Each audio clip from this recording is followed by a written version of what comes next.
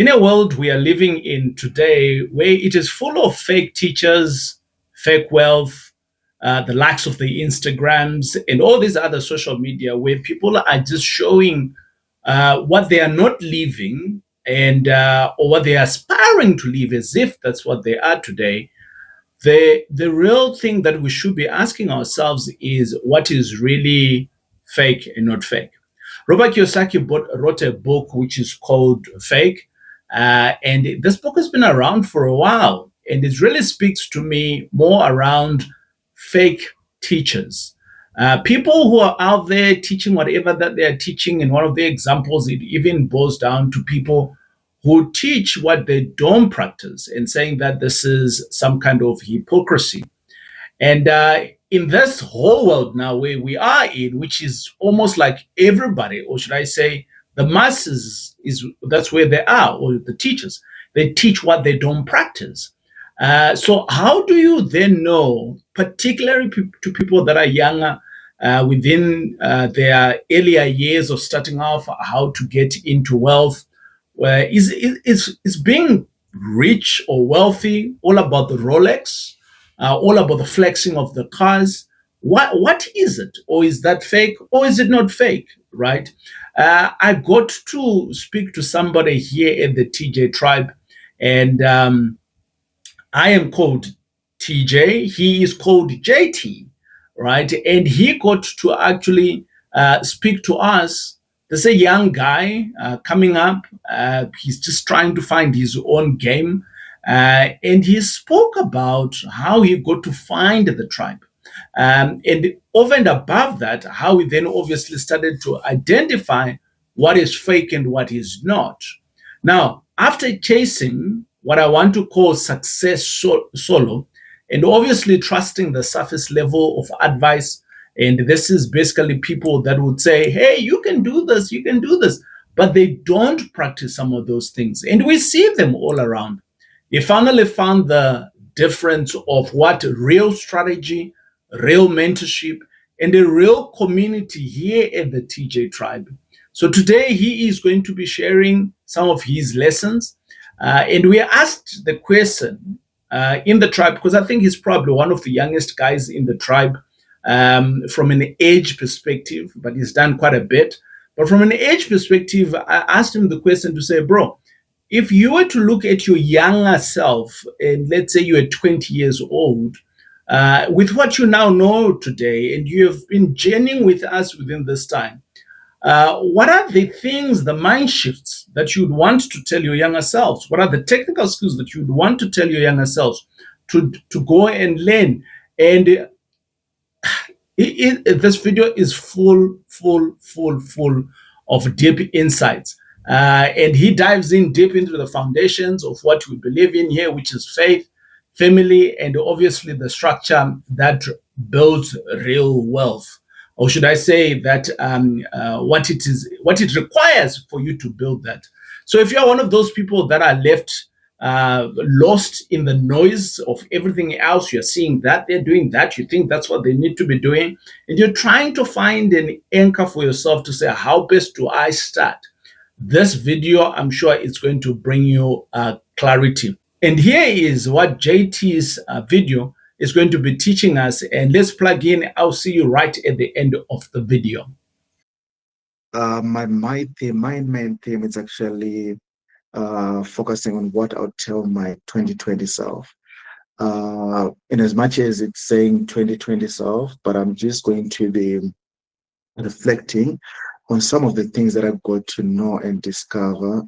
Let me just say a year and a half to 2 years from now. There's a lot of learning that has been happening, and a couple of things that have been happening in my space that have opened up my eyes.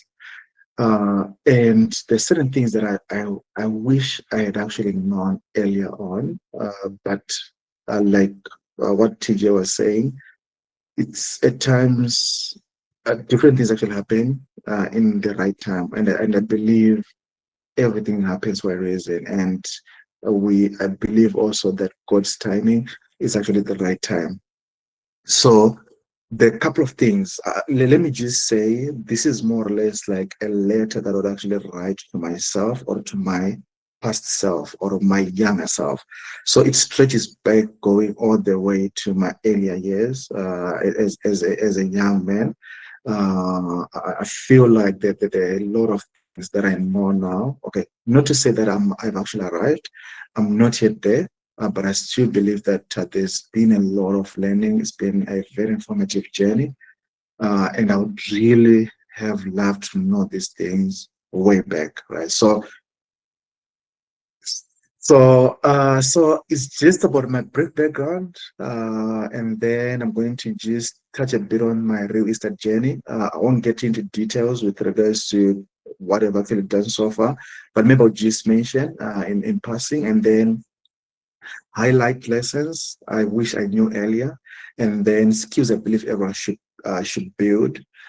So actually, my main focus I think is going to be on that last part because I believe the couple of skills that we should all have, especially considering the space that we are in now. I believe, not I believe, it's actually a fact. The world is changing, and there are a lot of things that are actually happening. You know, that the world as we know it is actually changing, and there's a lot of things that are disrupting the way we know life. And this is actually in turn changing even the dynamics of the family unit. It's also changing the dynamics of the businesses, how businesses are being run. You know, that it's even changing the relationship that actually exists between families or even in the workspace. You know, if you look at the workspace, um, even when you focus on the labor market, they're actually talking now about concepts such as the future world of work. You know, which means that there's certain things that we used to do traditionally, but because of all these disruptors that are actually coming, uh, things are shifting. Right, even the set of skills that you need to have as an individual to be able to navigate your life, they're all changing because of these disruptors. One of the things that can actually quickly come to mind when you think about these particular changes, it might be the issue of AI. And I think it's something that's obvious to everyone. It's actually disrupting the way we're doing work, the way we're doing business, the way relationships are structured. And because of that, I believe there are a couple of skills that we need to have at a personal level just for you to be able to navigate these particular different dynamics. So I'll touch a bit on that as I conclude. So a brief background about myself, where this whole journey began. So it actually started. So my dad. I always loved reading as a young kid, like from primary school, like early years. I remember I used to read. I used to just find a spot in the house or around the house where I would just go and hide myself and start reading different books. And back then, the school that I used to go to, they used to have each classroom used to have its own library. So I would actually read all the books in the class. And I remember when I was in grade 6, I'd actually like gone through all the books that were in our classroom, me and my friend. And our teacher had literally had to go and join the public library for us. He paid for us and everything because back in the days, they used to, used to have to pay for membership for you to have access to the library. So he actually did that. So I always had the love for reading, and my dad actually knew about this. So one of the days in my earlier high school days, he actually brought home a book. This was actually the first book that he bought for me. And it was actually the Rich Dad Poor Dad book. And when I started reading this book, it actually just felt different from all the other books that I'd actually been exposed to. And I'd actually picked up one of the subjects that I was actually doing in school was actually accounting. So I obviously, the teachers would have actually defined for you the book definition of what an asset is and the book definition of what a liability is. So I had an understanding of those things.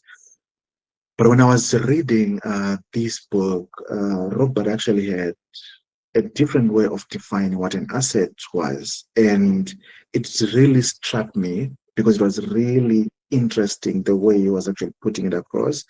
And this is actually for the first time I started viewing assets from a cash flow perspective. It literally opened a new world for me, and that automatically created a new love for asset building. And I realized that in that particular book, it was actually talking about a whole lot of different ways of actually building assets or of actually generating wealth. When he was actually talking about his poor dad, which was his friend's dad, uh, he was even talking about the dad actually building a chain of supermarkets, which was another way, creating business and everything. But the real estate, the properties side of things, when you went on with the book, was actually something that stood out for me. Uh, and from that moment, I just told myself that when I grow up, I would really want to get into this. So this has been a dream that was planted from an early age. So for when I was actually really young, that particular seed was planted. And I was like, this is something that I'm definitely going to do. And even though there might actually be multiple other avenues of building assets, but I believe this is actually the one that I'm going to pick. And the reason being, I think it's because of the characteristics of real estate. For me, I just felt like there's the concept of you earning in the immediate term or in the short term. You could actually generate some cash inflows in the immediate term, but at the same time, there is a potential of properties actually growing in the long term, which means the capital growth of it. And I've always loved the idea of building a legacy, creating wealth, not the type of wealth that you would actually enjoy on your own and maybe with your kids, and then getting to the third generation, and that wealth is actually gone. So I felt like properties was actually that perfect vehicle that could be able to address all these dreams that I actually had, right?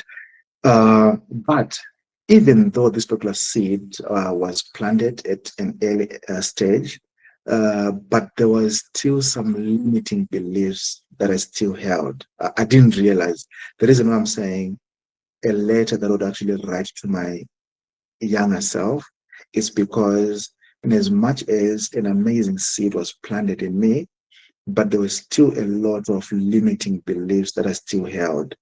Um, so one of those limiting beliefs was, and I believe that that's for the majority of people, that's the reason why they don't venture into these types of businesses or these types of investments, because most people, they believe that for you to get into properties, you need to have a lot of money. You need a huge initial capital outlay. Uh, that's the only way that you can actually. We always believe that this is a game that's actually reserved for the rich or people that are already born in money, or people that we talk about old money. People who are already born in spaces where the parents they already had the capital needed. So for them, it's easier to then transition and start getting into real estate. So that's the belief that most people actually hold. I was actually laughing now when TJ was talking about more and more complaining that when she started, she was like, I don't have money, I can't do this. And I believe that's also true. That was also true for me for a lot of years. That was the belief that I had. So what I then decided to do was I'm going to create a lifelong strategy, which was to say, I'll focus on school. I'll make sure that I perform good, I pass I start a good career, uh, and I earn some money if I can do some savings, or if I can actually start doing some small investments in other things that are easier to get into, create businesses, and then the process that I get from that, then I'll then channel them towards real estate. So everything that I started doing moving forward was actually based on me trying to build the real estate, or me trying to get to the real estate, right? But because I didn't have the capital that I thought qualifies me, I was like, okay, let me build it gradually. And then when I get enough money, I'll start getting into real estate, right? Then a couple of years ago, probably can say about 7 or so years ago, I bumped into this article, which was actually talking about REITs, with the real estate investment trusts, right? So I was so because I've always been interested in real estate, so any chance that I get, I would actually just read a couple of uh, books around it. But unfortunately, I never really got to get to those books that could like perfectly outline to me that, you know what, you don't necessarily need to have a lot of money to get into this space. So when I actually bumped into this particular article, um, it was actually interesting when I started to know more about this issue of real estate investment trust.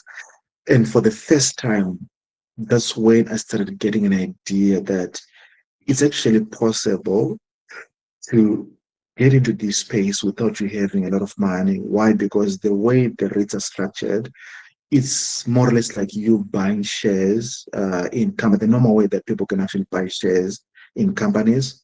You don't have to have the billions to buy Sasso, or you don't have to have hundreds of millions to buy Boxer. What you only need is the little that you have. So you could actually literally go and buy a portion of Boxer, and automatically you're now part and parcel of the owners of Boxer, right? So it was actually interesting for me because for the first time, this was my first time being exposed to that space where even with real estate, it was actually possible for you to just buy a portion based on what you have and you build upon it.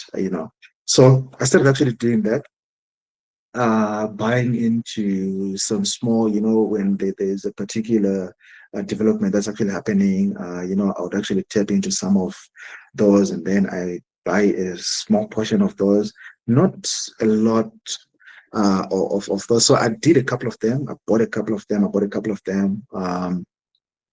The returns are decent, but I also realized that you don't get as much. Why? Because there's always going to be some third parties involved. So the returns that end up actually accumulating to you at the end of the day, they're not as much as the returns that will accumulate to you if you were to do this directly on your own, or maybe if you're going to come together with the people that you are doing it on your own without any third parties involved. In that case, it means the returns that will accumulate to you will actually be more, right? So I still have those particular that small portfolio even up to now, and for me, it was just an eye opener. It was the first time that I could tell that I can actually get into this,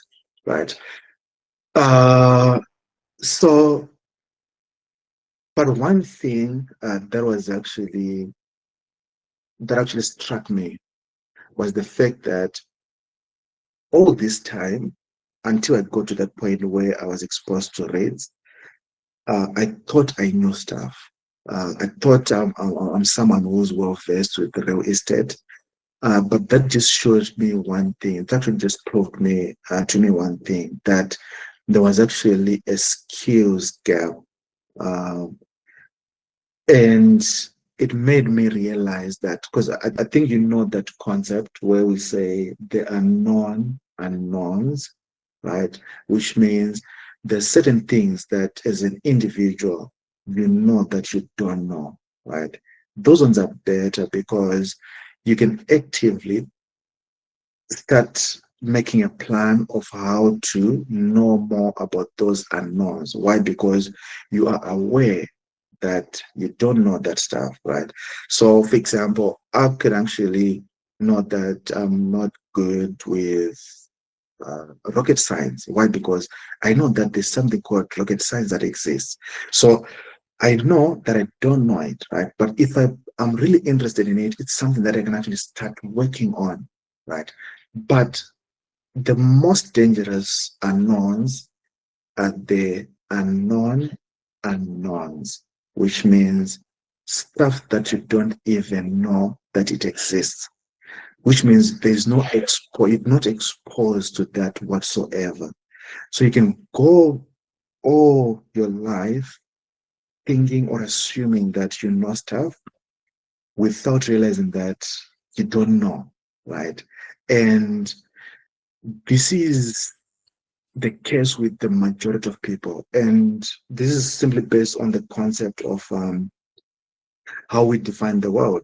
So the world, according to an individual, it's simply that which you have been exposed to. That's the world according to an individual, right? Which means if you have never been exposed to something, that doesn't form part of your world, right? So, but for the majority of people, I think we don't realize it, and we can go through life assuming that we know a lot, right? And for some people, they even have what is known as the confidence bias, where you're so confident in stuff to the point where you think you know, like what I was with regards to real estate. Up until that point, I thought I really knew stuff. I thought I knew. I'm just waiting for money, but I know stuff, right? So this made me to realize that no, actually, I might actually have some things that I don't really know. So I started doing more research. I started um, watching more of YouTube videos, and I've actually seen a lot of people who are actually in this space.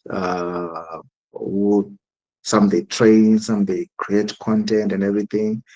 Then sometime last year, uh, so I've actually also been, yeah, we followed some of these teachings and everything, me and my wife, and yeah, I've realized that it's not everyone who is in this space uh, who actually has the capacity or the authenticity to really take people through this. Because for me, I believe for you to be able to have the credibility of holding other people's hands and actually show them or teach them, you basically need to have a couple of traits or a couple of skills or a couple of elements. And two of the main ones for me are you need to have actually walked the journey, which is, I think TJ always emphasizes on that,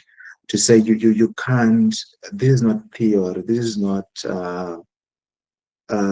lecturing, maybe, or this is not just teaching, no more teaching.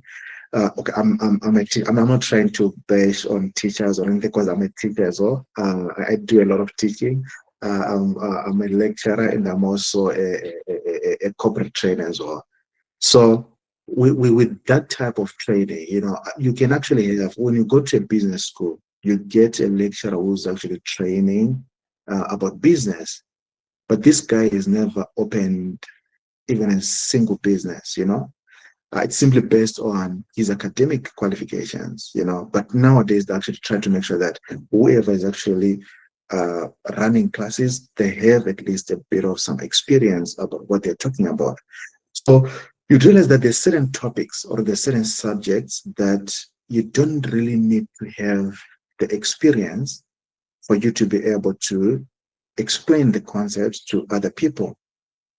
But then there's certain topics that I believe you need to have walked the journey for you to gain the credibility of also holding other people's hands and showing them how to do it.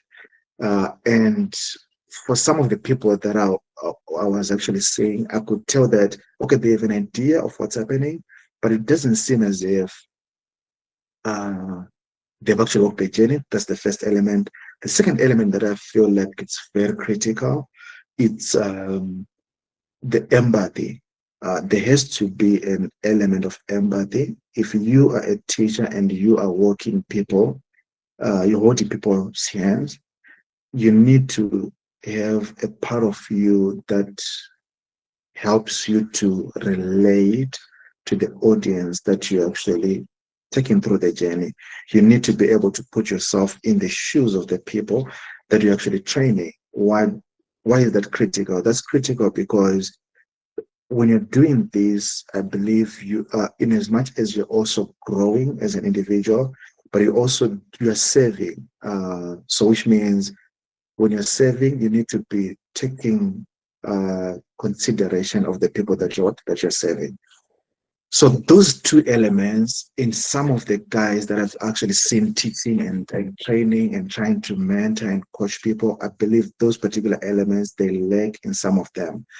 Then one of the days, sometime last year, while I was actually busy going through the real estate videos, one video actually popped up on my feed, and it was actually this guy, tall, a bit slender, with a goatee beard, uh, and he was there. He was actually interviewing this other guy, and this other guy was actually talking about of finding a property in Eden in the Edenville area, and they'd actually he was actually busy looking for different properties, uh, and he was also starting to get into the developing side of things, uh, if I still remember correctly.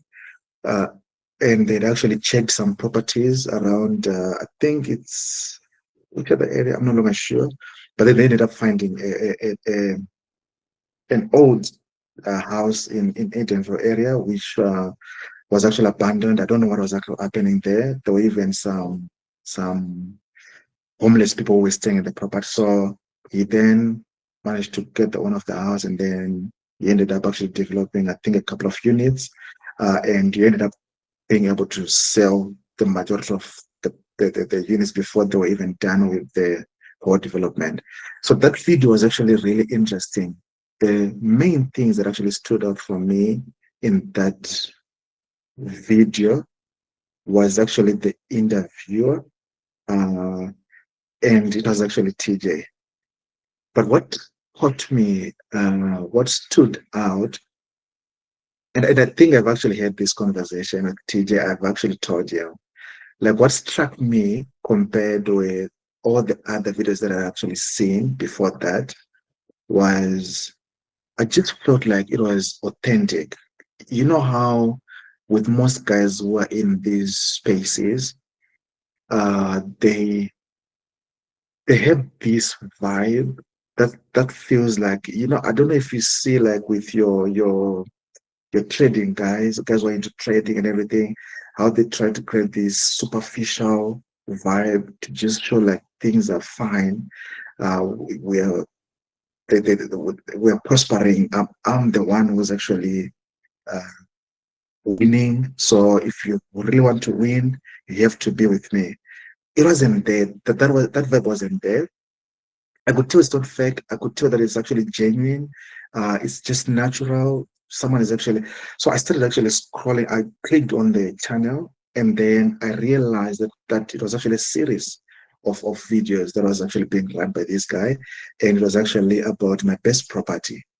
So, and I started actually watching more and more and more of those videos, and it was an eye-opening experience because I ended up realizing that there were a couple of other multiple channels that were being run, And me and my wife, we literally binge watched these videos.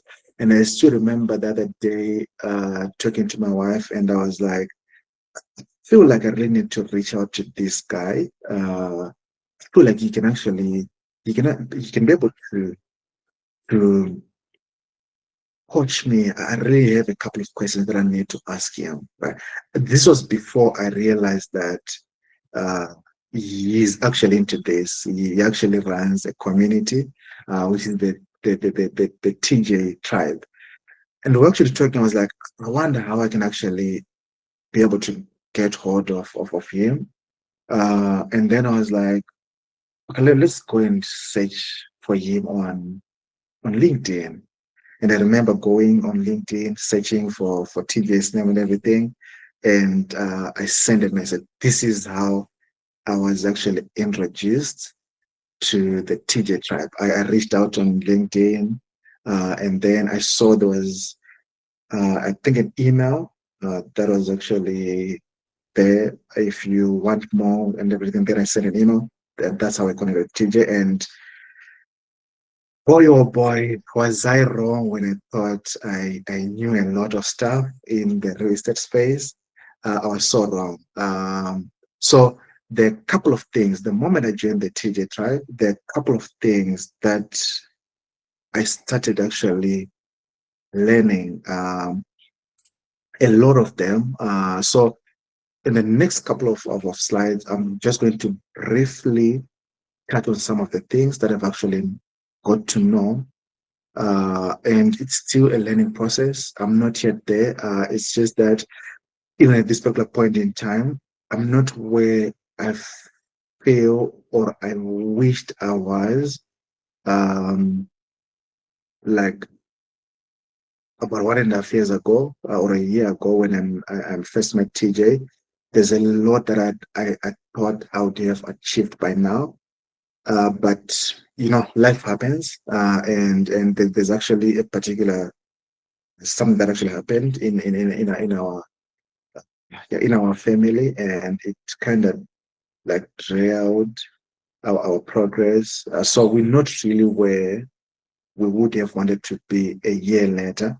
But we're still trusting God. We will still believe that it's going to happen. Like what we were saying earlier on. It's not about competition, or it's not about where others are. It's actually about where you are yourself, and you trusting the process and knowing God will actually fulfill in the right time, right? So a couple of things that I got to know after being exposed to the TJ tribe family. One of the things that I got to realize was the importance of finding a coach, or the importance of coaching, and actually just belonging to a community of like-minded people. Just being part of a network of like-minded people. That really helped me, because I started, you appreciate it when you hear someone like Momo talking about her journey, how it was also difficult for her. She also thought she didn't have enough tools that she needed, that she needed for her to get into this journey. But her narrating her journey, it just helps you to realize that it's actually possible. If people like me can be able to do this, it means it's actually possible. So it's actually important to actually be part and parcel of a network. It helps you to get to be inspired, to be motivated, and also to be able to self-reflect also on your own journey. So being part of the tribe helped me open up my eyes to things such as the difference. I never knew that there were multiple strategies around this whole real estate business, or a journey. I only had an idea of a few strategies, but I realized that there's a lot of strategies. It gave me a fresh perspective, uh, and also there's a support network. The systems in place. The, the there is a winning team that helps you, and there are a lot of things that you might not be able to have a full understanding on your own as an individual, that you need to have a support structure that is well versed. So, which means when someone is actually good with town planning, they're part of the team. When someone is good with the legal side of things, someone is good with the financial side of things, just being part of that helps you not to try and be a jack of all trades and spread yourself thin. And at the same time, making a lot of mistakes. Why? Because there's no way you can actually be a guru in the legal side of real estate, and at the same time you become a guru on the financial side of things, managing the tax implications and everything, you know. So in as much as you might actually have an overall perspective, which is actually critical, you need to have an overall perspective of everything, but you can never be an expert in each and every of those areas. So which is why it's important to be part of a network and be part of uh, well-versed, qualified practitioners, right? And so that's the first thing. The second thing that I got to know is the importance of, already it was actually at the back of my mind, but it actually just made me to appreciate more the importance of seeding to the next generation. It's really critical. I do believe that if our kids were to start where we started, we would have failed as individuals. But for me, it extends beyond just the next generation after ours. It's actually about multiple generations. In the Bible, it speaks about seeding to the seventh generation. So I do believe real estate is actually one of those things that can actually effectively help you, which is why, again, like I mentioned earlier on, I was saying one of the reasons why real estate stood out for me compared to all the other avenues of investments, it's the fact that it's a perfect vehicle that can help you to seed to the seventh generation, right? And I also got to realize that it's important to structure this whole investment journey in a proper way. Because at the back of my mind, I always thought that I can always just buy properties. You know, if I get the money that I'm looking for, and just go and buy, even in my own personal net, it never struck my mind the importance of actually structuring the whole business properly so that the issue of seeding to following generations can actually be effective. So I got to know about trusts. I got to know about the importance of not registering your properties in your own personal names, right? Then another thing, which I think I already have mentioned, was the fact that there are multiple property strategies and you don't really need a lot of capital. Okay, some of the other strategies would obviously require you to have a sizable amount of capital, but I realized that there's a lot of avenues that you could actually tap into for you to get into the space. So, in as much as you might actually really want, probably you might really want to get into developments, right? You don't really need to start off on the development side of things, right? Probably because you might really need to have a bit of a capital before you even if start finding other people who can chip in. You need to have a reasonable amount of money, but if you don't just start off somewhere else, you know, where you don't really require to have a lot of money, and then you build it up until you get to where you really want to get to, right? Um, and so you just need the knowledge, just need the information, need the knowledge. You need to position yourself properly. You need to be part of a network, and you need to be creative. And again, the journey differs from one person to the next person. So the right strategy for an individual depends on where you are. It depends with the skills that you've acquired along the way, and also what is your end goal, what is your end game. So you then structure your own strategy based on these particular factors, right? Then the fourth thing that I picked up from being part of this network, it's the technical world or the technical universe that I never thought existed when it comes to property investment. So I got to know the legal frameworks, the town planning aspect of things, the project management side of things, structuring deals, zoning and regulations, feasibility assessments, risk mitigation, a couple of systems that we could actually put in place to help you minimize certain risks. So what TJ is saying right now, where even just the insurance, depending on the level or the stage you are at in this journey, there are a couple of measures or a couple of systems that you need to put in place to help mitigate or reduce the risk that you might actually be exposed to. So in as much as it might have been a bit scary when he was sharing his, TJ was sharing his experiences from the legal challenges that he's actually facing. But I do believe that if they have also put in place systems, him and his team, and I also feel like with each and every one of us, depending on where we are, we also need to put in place proper systems that are in line with the amount of risk that we might actually be exposed to. And as you are growing, obviously it means you need to be making sure that those particular systems, you're also reviewing them and ensuring that they still cover you, they are robust enough to cover you from any exposure to these risks, right? So I just realized, my world just opened up, and I realized that uh, there's so much to this. There's so much to this game beyond just buying a property, put some tenants, and make some money out of it, and pray that the capital grows in the long term. So there's a whole lot of things that you really need to be well versed with. And if you don't, they say you always pay the fees one way or another. So you really need to ensure that you're well versed with all these things, right? So this conclude on this section before I get into the next section. I just wanted to say,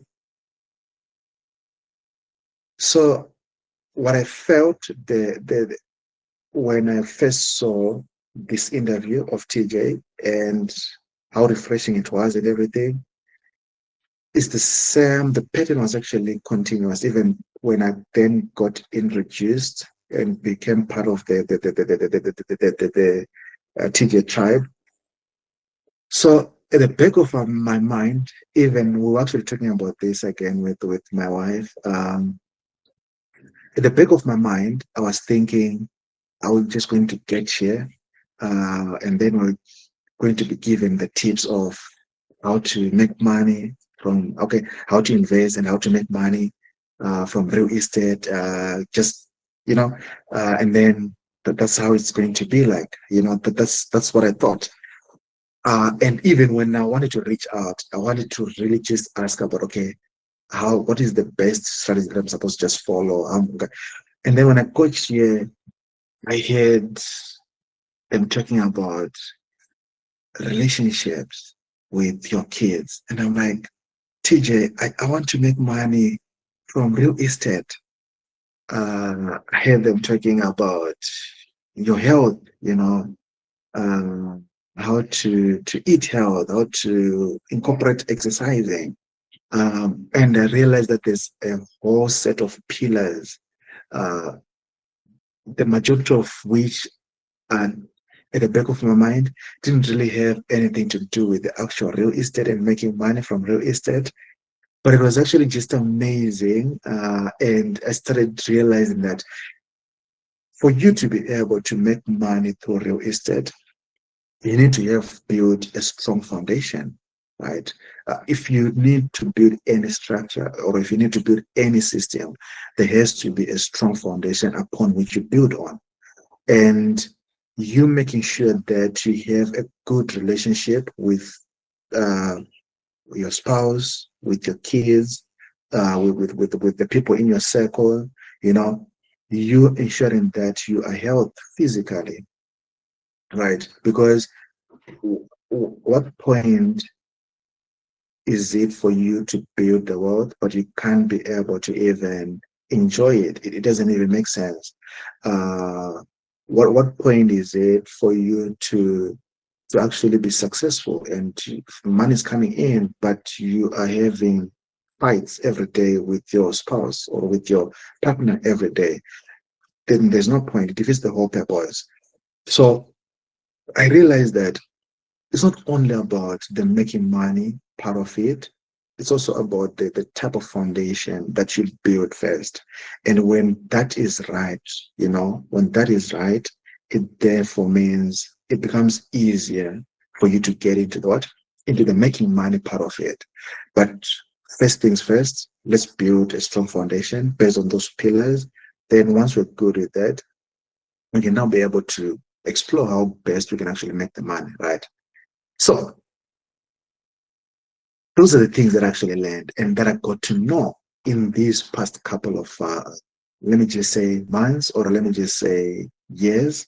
Um, and it's been an amazing and fulfilling journey. Uh, and I just want to quickly touch then on the skills that I believe we all need to have as we move forward with our journey. And I believe they're critical. This is true not only with regards to real estate, this is actually true with regards to any other business that you might actually be thinking of or that you're actually engaging in. This is also true even in terms of for those who are still in the career path, you are at work.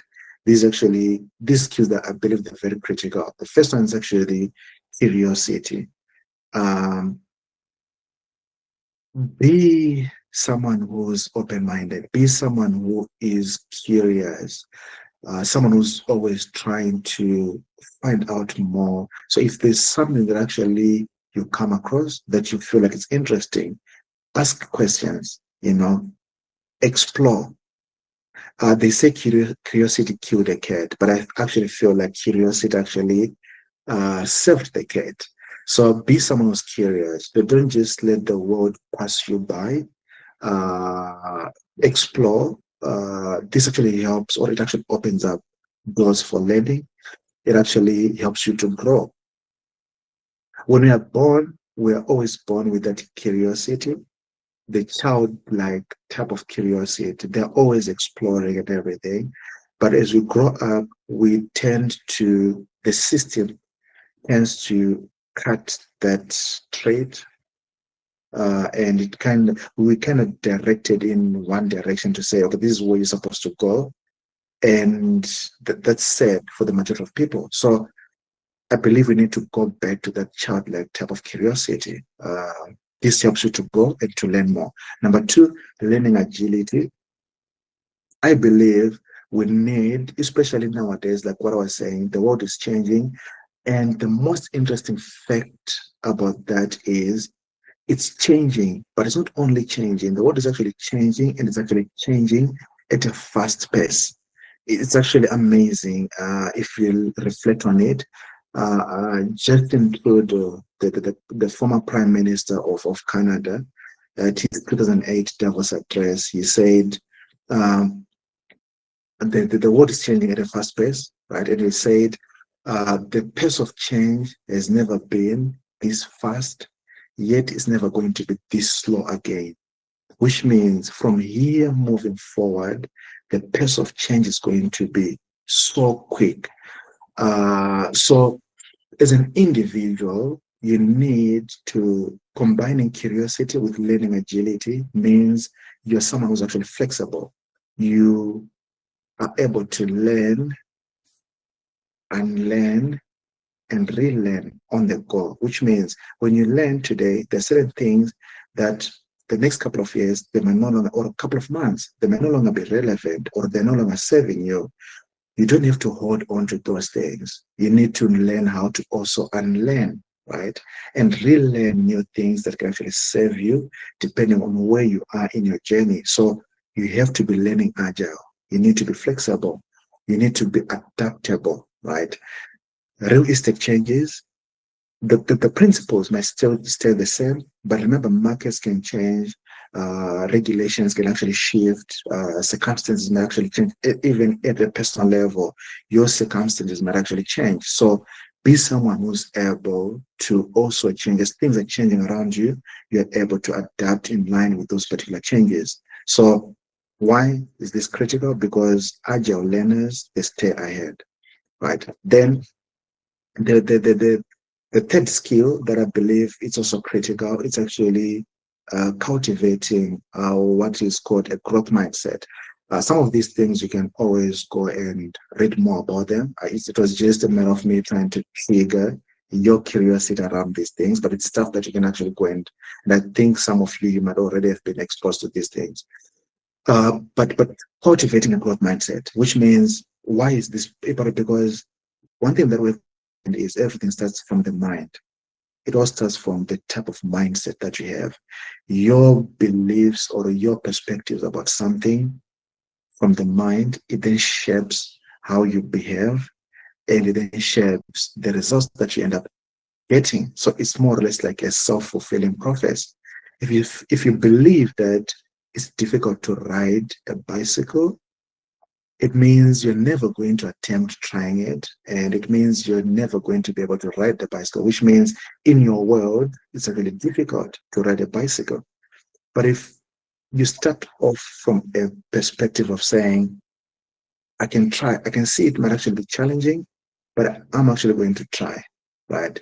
It means you started off from the right perspective, the right mindset.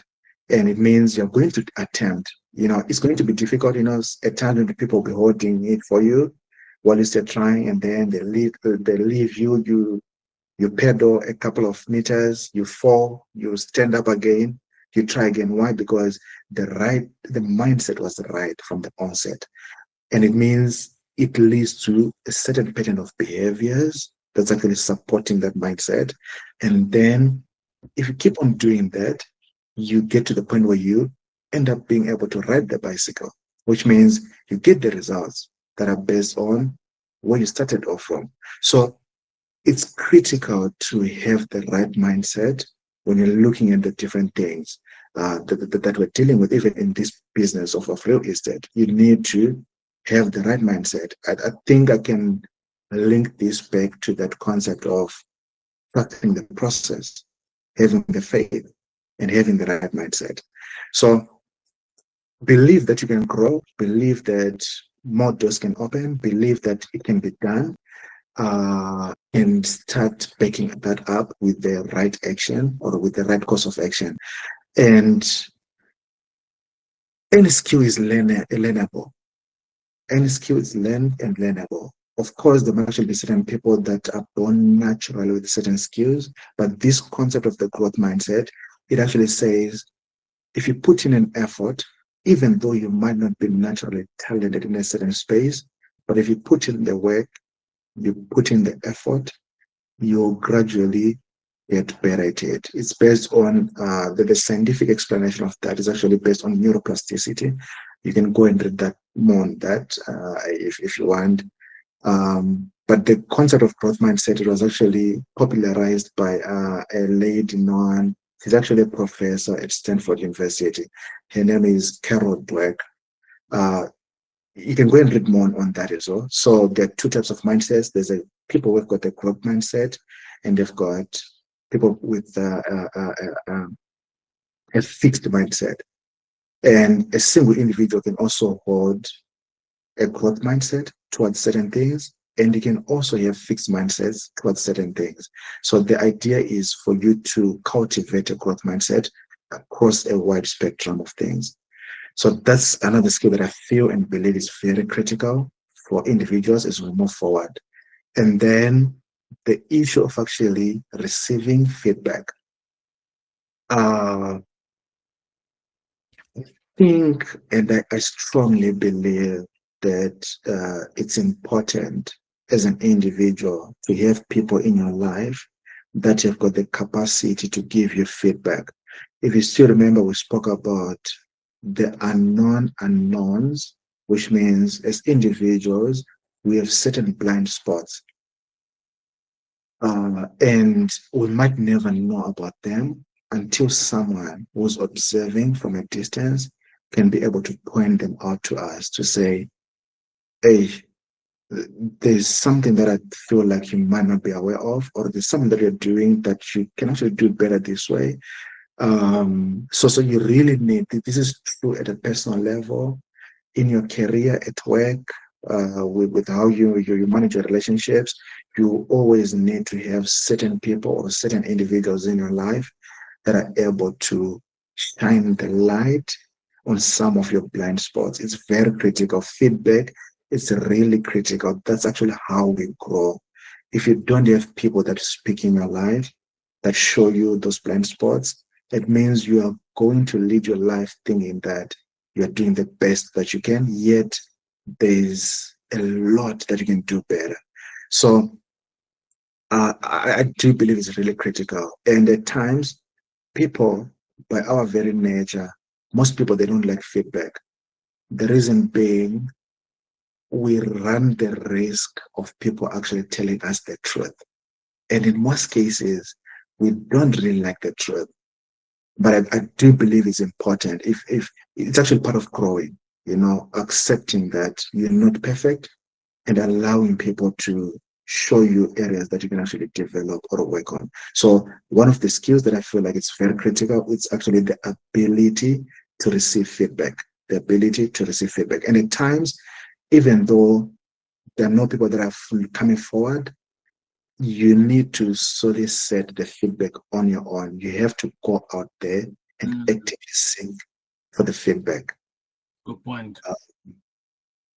What would I tell my 2020 self or my younger self? So, key reflections to my younger self, later to the younger justice. Start earlier, even with small amounts of money. It's not about a lot of money. Find a mentor and a community sooner. Don't rely on YouTube only. You don't need millions to start. Build generational structures from day one. Work on yourself as much as you work on your business. Stay humble, stay curious, stay learning, and stay growing. This is my letter to myself. Boom, welcome back. And I want to say to you, my good friends, thanks for tuning in and all the way to the end of the video. And I think JT's story is not a far-fetched story. Many of us, we are within this space. But it is a reminder for me that real legacy isn't built through shortcuts. So I'm always telling people that here at the TJ Tribe, we're journeying with you for nothing less of a year. Because we want or we understand that out there's people that will tell you stupid things like, hey, we'll get you to be a million in 2 months. We'll get you to be this. And it's the hype that many people go for. And they forget that for you to be able to start sprinting, at some point you need to start rolling off from just being able to move. From rolling, you need to be start to crawling. From crawling, you need to start to learn how to walk. From walking, you need to start how to run. From running, maybe you can be a sprinter. And not many of us will be able to get there. Many of us will want to take shortcuts. And my good friends, I want to reinforce to you that here we're not about the hype. We're not about the noise. Here it's about building through the truth. Building, we've got so many strategies here that have been deployed that work. And also just hanging around with trusted people walking the same journey with you. And the people that you can touch, feel. Some of our guys have been here for more than 5 years. And if you have been one of those people who've been overwhelmed by all these other noises or voices online or wherever we're demonstrating the fake wealth, the fake teachers, maybe it's time to find your own tribe. And when I'm saying this, I'm not inviting you here. I am saying find your own tribe. If you see it fit and we resonate with you, yes, come on board. We will start teaching you. And I want to say to my brother, JT, like I said, I am TJ, he is JT. Thank you. Thank you, JT, for your honesty, your hunger to learn, and for choosing the path less traveled. What did I say? Choosing the path less traveled, the path, which means that this journey doesn't stop. I am still at it. I've been in business for a minute and I'm still at it learning, and people like JT keeps me honest. And my good friends, I want to say to you, if you feel inspired to just get to the next level, I want to learn TJ. Our hotline numbers, jump on it. It is +2771777 4405. We will see you in the class. It is I, your boy, TJ. Boom.